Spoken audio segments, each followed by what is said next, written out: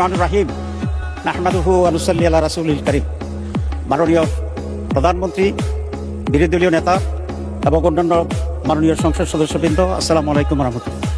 আমি মাননীয় প্রধানমন্ত্রীকে ধন্যবাদ জানাতে চাই। সাংবিধানিকভাবে কার্যপ্রণালী বিধি অনুসারে আজকের এই মহান সংসদের সভাপতি করার জন্য যার নাম প্রস্তাব করেছেন, উনি অত্যন্ত একজন সজ্জন, উনি অত্যন্ত প্রাচীন রাজনীতিবিদ। উনি যে দলই করুন না কেন, আমি মনে করি দেশের সকল মানুষের ওনার প্রতি আস্থা এবং শ্রদ্ধা আছে।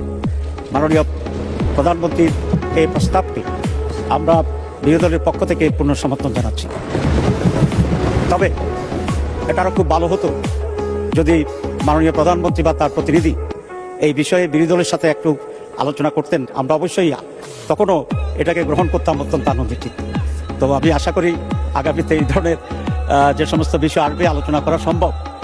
তো সরকারি দল বিরোধী দলের সাথে আলোচনা করলে পূর্বার নেই এটার পরিবেশটি আরও উন্নত হয়।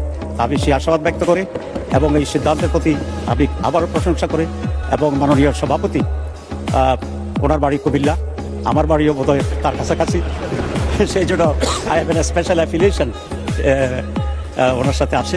সব মিলিয়ে অত্যন্ত আনন্দ চিত্তে সমর্থন পুনঃ ব্যক্ত করে ধন্যবাদ জানিয়ে শেষ করছি। আল্লাহ হাফেজ।